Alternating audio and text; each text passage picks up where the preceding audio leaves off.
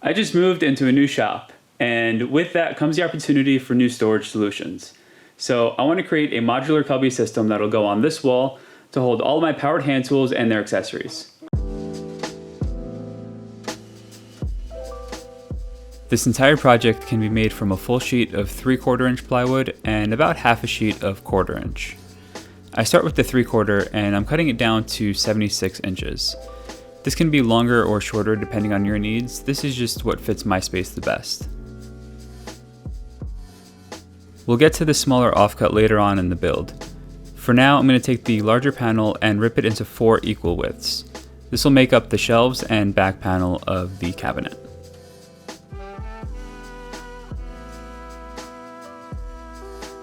Then I take 2 of these pieces, line up the edges, and clamp them down.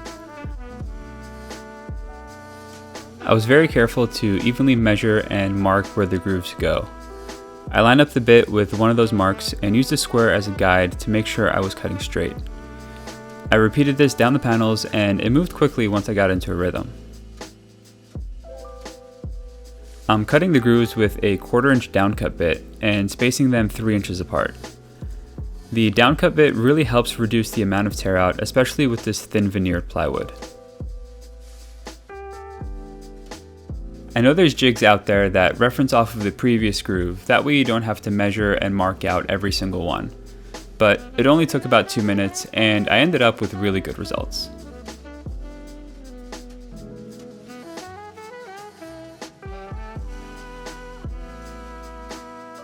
I'm cutting all the side pieces from the offcut piece that we saved earlier. I cut 2 squares that are the same width as the shelves, and the offcuts from those get ripped in half.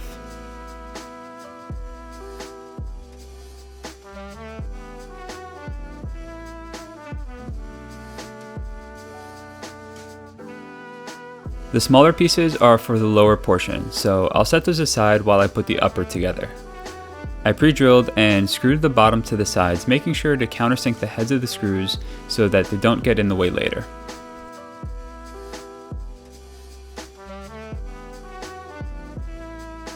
The back panel sits between the side pieces, so it has to get cut down slightly and then it can get screwed into the sides and bottom.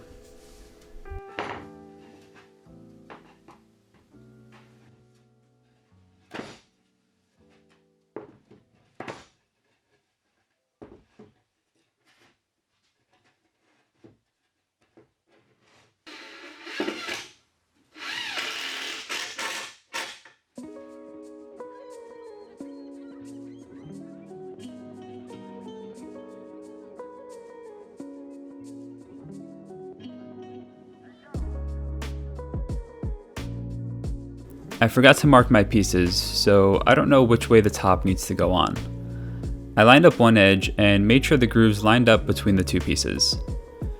They didn't, so I had to flip the piece around and this looks much better.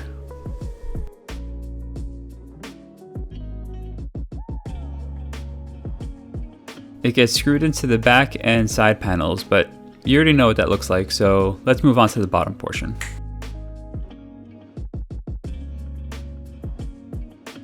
Two of these pieces get pocket holes and get screwed on either end of the bottom of the cabinet.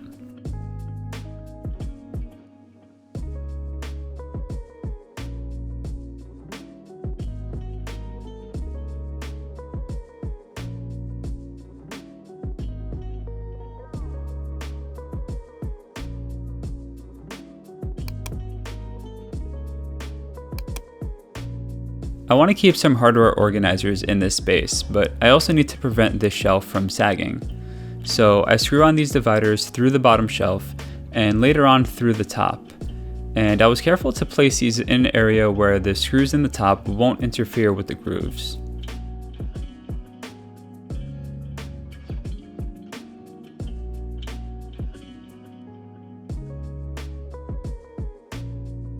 The plywood was a little warped here, so I used a clamp to pull everything flush.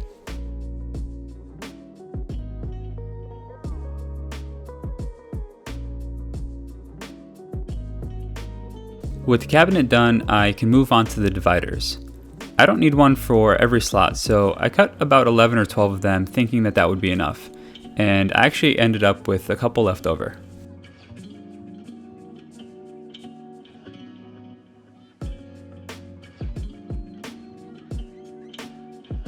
You can definitely use these as squares, but I wanted to cut a curve into them to free up some space so that your hand can easily reach in and you can grab what you need.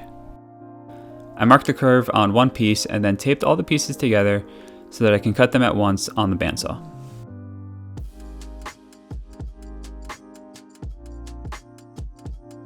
Before hanging the cabinet, I want to take a second and let you know that I just launched the Patreon. If you got to this point in the video, chances are you like what I do, and Patreon is a great way for you to help me produce more content like these videos and plans. Not only do you get better and more frequent content, but you also get special rewards starting at just $1 a month. So if you're interested, check out the link below. Thanks. I screwed a 2x3 to the wall, made sure it's level, and then added another screw on either end, making sure to hit studs. Then I can lift up the cabinet and rest it on top so I can screw it into the wall.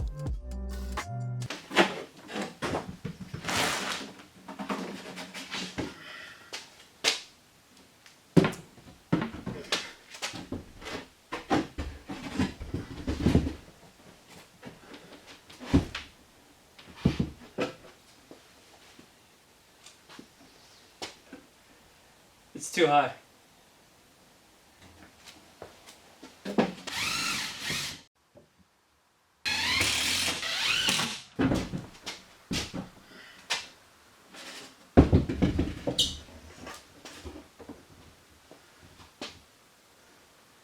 This is better.